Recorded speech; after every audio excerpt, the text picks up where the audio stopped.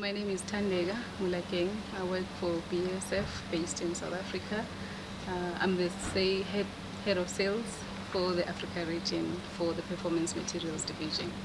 We are obviously the suppliers of the sole material based on polyurethanes or thermoplastics material for the footwear industry, which obviously is related to the leather and leather products. So that is how we get involved.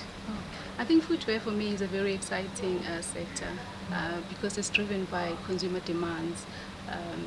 You've got changes in terms of the taste, in terms of the styles. So there's always something happening. It's a very dynamic environment. And from that point of view, we see a lot of development. And I'll be biased a bit and talk about what we see in Africa. I think for me the excitement is when you hear of one new plant that is operating in Kenya, one new plant that is in Nigeria. That gives you an indication as well that something is happening, not just on a global scale, but also in Africa. Because for a long time we've had developments in China, developments in Europe, developments in countries in the Asia regions. So finally we can also say we're seeing some traction. It is slow, I would say, especially in our region, Africa, but there are some good developments in that front. So we remain then optimistic from that perspective. I mean, you can never do away with these forums. We're really grateful for the work that Africa Leather and Leather Institute is doing in the region of Africa. It's the first time that we're actually participating, but I wouldn't ask for a better forum where you can bring together the private sector, bring together people from government and also people from academia, because it's in that combination that you are able to see collaboration, networking that will help us take the work that we're trying to establish in the continent forward. So from that perspective, I think it's really a good work that is being done, especially with the work that Africa Leather and Leather Products are also doing in helping governments develop policies that the private sector can basically take and implement.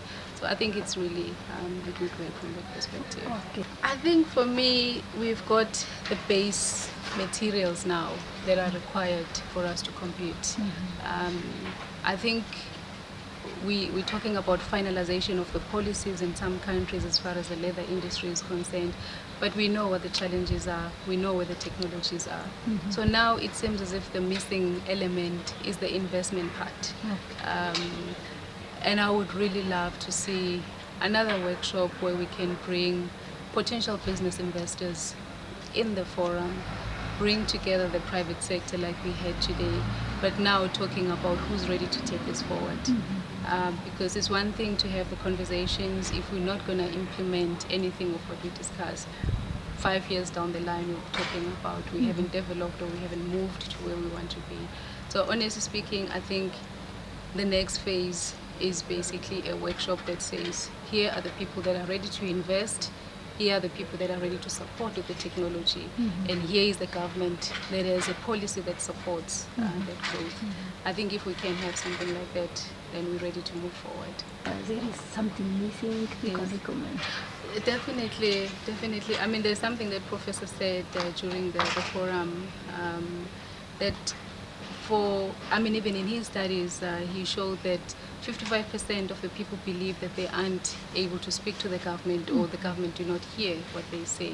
And one of the things he said is that we could be speaking a different language, that we are not able to appeal or speak the language that the government will be able to speak.